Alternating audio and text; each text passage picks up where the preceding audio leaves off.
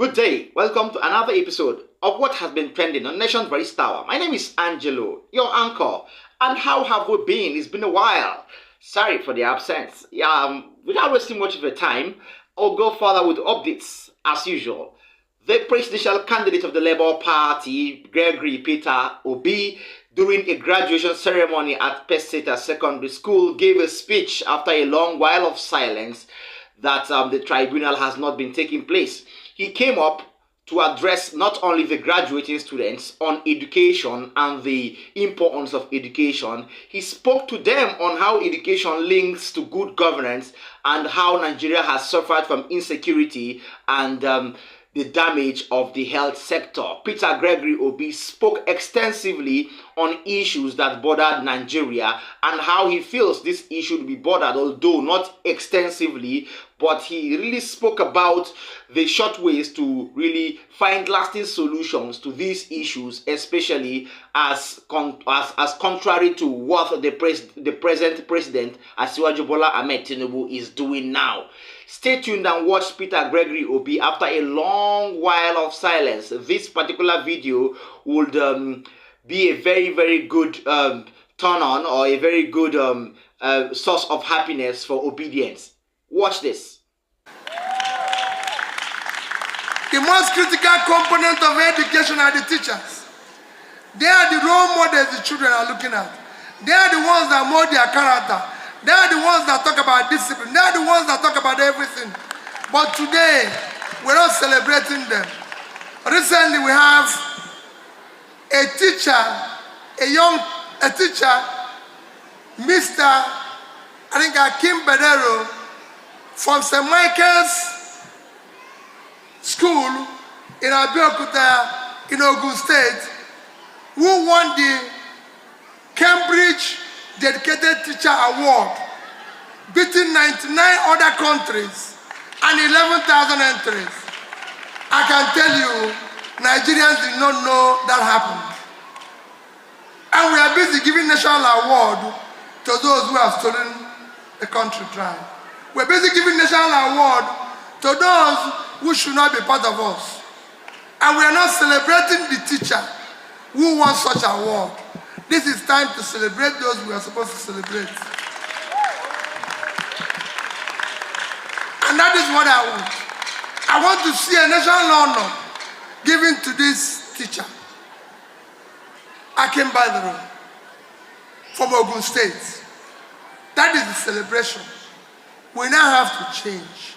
We now have to listen to young Mr. Emejulu telling us our problem. It is time to do the right things. Teachers, I thank you. We remain grateful for what you're doing. Do not be discouraged because people don't regard you. Know that what you are doing is noble. It is important for the society. And you are very important asset for the society. I know at times you feel unappreciated, but don't worry. We will appreciate you. We will make sure that things happen. I was visiting schools as governor, people think. Because you mold the character. We can't have a society unless we have people with the right character. We can't have a society unless we have people with the right behavior. We can't have the people unless we have people with the right discipline and everything. Remain with your classmates, because I can tell you, in the next Nigeria, you will not be a leader unless you've attended a school, unless people know your classmates, unless you have good certificates. We want to change it. So people will say, I want to pay Peseta, and they will say, yes, he was in class with this person, this person, this person, and he will be celebrated. And you bring your certificate, nobody will doubt it.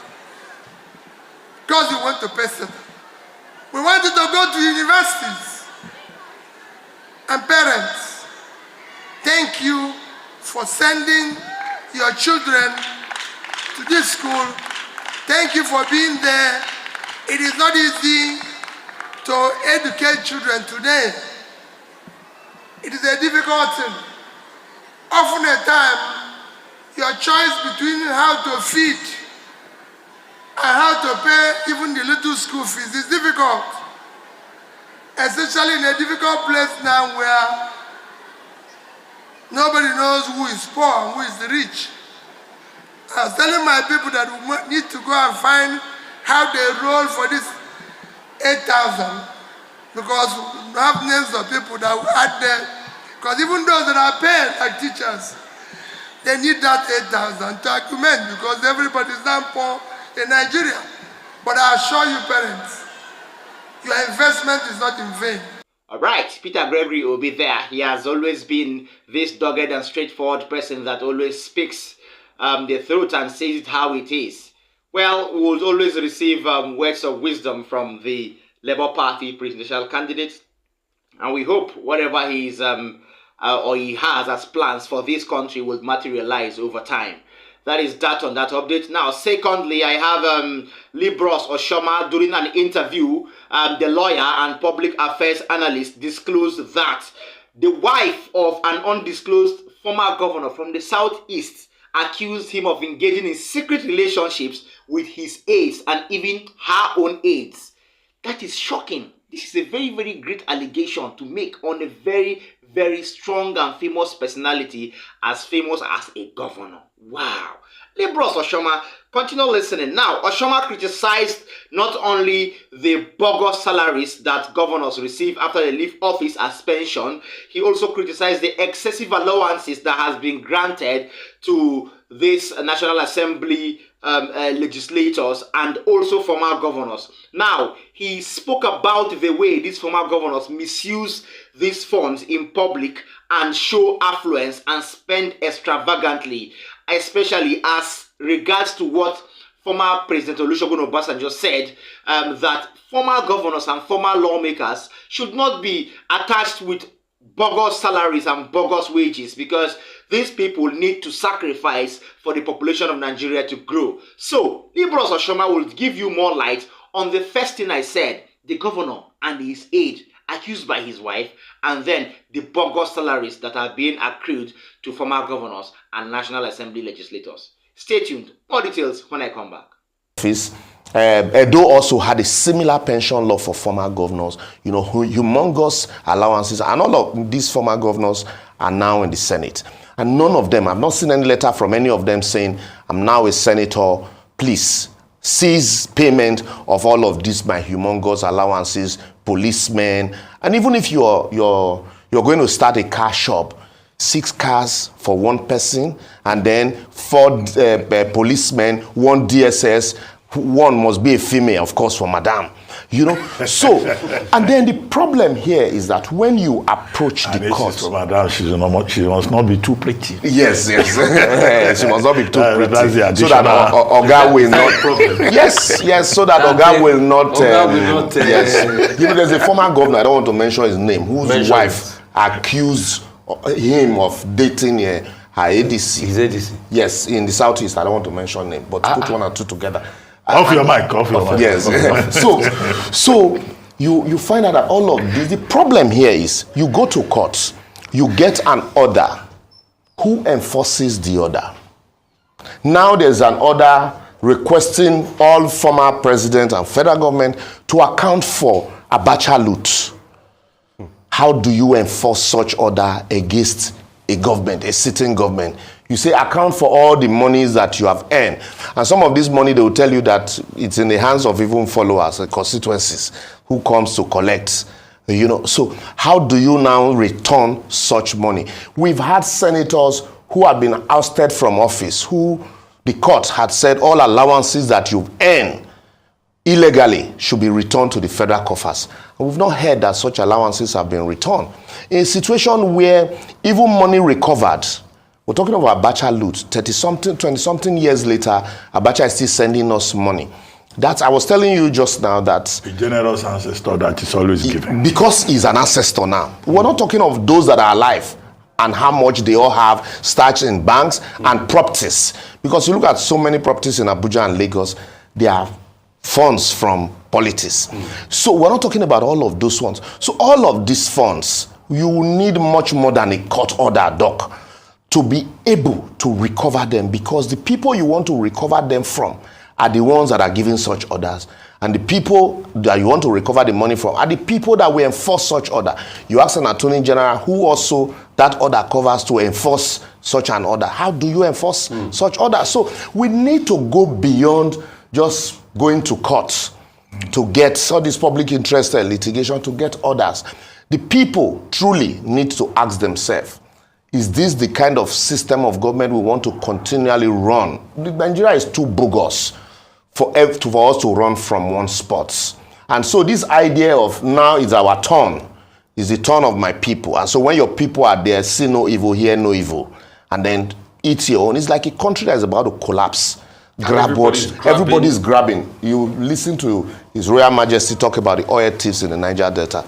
These are people who are Nigerians, who are saddled with the constitutional responsibility of... Okay, we will tell those involved, please stop approving or stop the approval of bogus salaries for all legislators and then former governors, because we see no reason why governors should have these bogus salaries and then they don't do what they are supposed to do. Now, from what he was saying, the cases of other Akwa Ibom State, Edo states and so on, these people have governors that have stepped into the next level of election or the next level of politics, gaining seats into the Senate and National Assemblies respectively, and there they have bogus salaries. Not only them, there are lots of former governors there, people like Abdulaziz Yari and so on and so forth, people like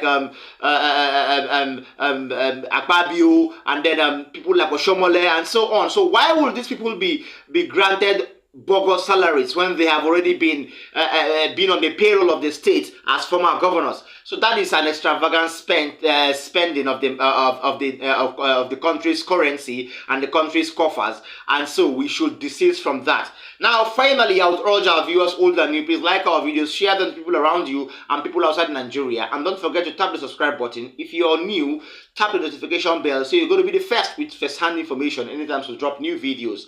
Now, drop a comment for us too in the comment section if you feel you have an idea or you have a suggestion to whatever we're doing here. Thank you so much for your support over time. Finally, in an interview, National President of the Miyetti Allah Cattle Breeders Association of Nigeria, MACBAN, one Baba Othman Ngelzama, has come out to speak and cry out on the alleged injustice he said has been poured out on their members over the issue of herdsmen and banditry that has occurred in the north and north central respectively.